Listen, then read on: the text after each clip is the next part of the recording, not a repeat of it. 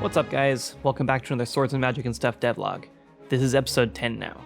Unfortunately, I don't really have a whole lot to show right now because I've been working really hard on setting up a Kickstarter for the game. So I figured I'd use this devlog to kind of talk about what I've learned about Kickstarter as an indie dev and kind of give you some insight on my experience so far with the process. I feel like this would be really helpful if I had a video like this, so I wanted to share it with you. So first, Azura Port. This is a little fishing village that we've been working on in-game. I've been doing a lot of modeling and level building for this one, and the player is going to start here, so we want to make sure that it's a good first experience for them. Also, I'm trying my best not to give the players too much of a pirate feel right away, because the game is first and foremost a fantasy game, but this zone definitely has some pirate vibes going on. Maz and I have also done some work to get potions back in the game, a new quality system for weapons to add more variety, which is pretty cool, and also mounts are just beginning to get back in now. But I'll touch on those more in the next devlog because right now we have bigger fish to fry. Kickstarter. What have I learned so far? Well, when I first told people I was going to do Kickstarter, they warned me that it was a lot of work, and I just kind of shrugged that off because I thought, how much work could it possibly be? But they were right. So I knew going in without a good-sized community to push the Kickstarter along, you were bound to fail. So since we kind of already had a community built, I knew that it was just going to be about hyping up that community and bolstering the numbers. So when I wasn't working on filling out the Kickstarter, I was busy working on how the heck to market an indie game with no budget. Luckily, there's a whole lot of videos on this, and just doing a quick Google search gave me a lot of cool ideas. So the first thing I wanted to do is recruit one of my mods to help out by growing my Twitter.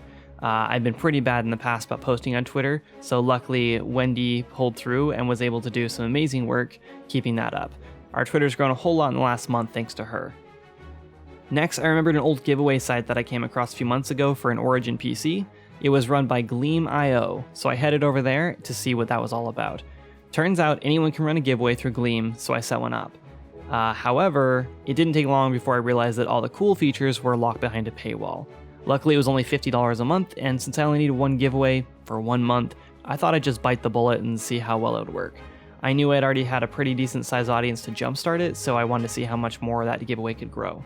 In 2 weeks, it reached nearly 800 people and elicited over 4,200 Swords and Magic related actions. These actions were designated by me as ways that users could enter into the drawing. These range from simply tweeting about the giveaway on Twitter, all the way up to blogging about the game on your website. Each action was worth a different amount of tickets, so the more complex ones were more enticing. I chose to give away 3 copies of the Hero Edition Steam keys for when the game launches in September. In the end, there were nearly 7,000 tickets to draw from. So what other forms of marketing did I do to spread the word for the Kickstarter? Well, I made a couple YouTube videos that outline cool features in the game that I think make it stand out. Arrow and I have about half a dozen more of these planned to keep the hype alive throughout the Kickstarter, so if you like these videos, then be on the lookout for more. I also did a bit of networking with other Kickstarter projects, and some of them more accurately networked with me since they reached out first. But some of these projects are Lucen, which I'm sure you've already heard of, and if you haven't, you should definitely check it out. And also a game called Weaving Tides. You can find links to their Twitter accounts down below, so be sure to check them out and stay tuned for their Kickstarters later this month. The last thing we did for marketing is reach out to Kickstarter themselves. I don't want to name specifically who we contacted, but a bit of research should get you in the right direction if you want to do this as well. After Jana reached out with an email, we were notified shortly after that they really liked the project and thought it had a lot of potential. So it turns out we landed a spot in the Projects We Love category and are also being considered for a spot in their weekly newsletter. According to a 7-year-old article we found on Google, that's very good news for our project, but we'll see how well that article holds up in 2020. I've got a handful of other ideas for marketing, including YouTube ads and a couple other things, but I ran out of time to get the campaign set up, and not to mention that I felt like I should probably run them once the campaign was actually live. So with Kickstarter's new pre-launch page, which I've been told was new, but I don't actually know how new, you can actually gather follows before the Kickstarter goes live, and then the followers are notified when the campaign launches. We managed to bring in over 800 followers. My goal was 1,500, but I think if I'd worked a little harder to market and pushed out more video content, then I could have really reached that goal. But I'm still pretty happy with where we're at. A lot of people told me they didn't want to follow because they'd rather just sign up and back the project when it was actually ready and not put their email into a mailing list.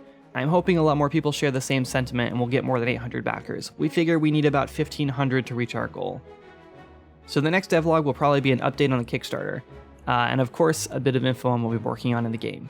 So stay tuned for that, Thanks for watching, and please go check out the Kickstarter. It's live right now, and if you're fast, you can even snag an early bird tier that'll get you a discounted copy of the game.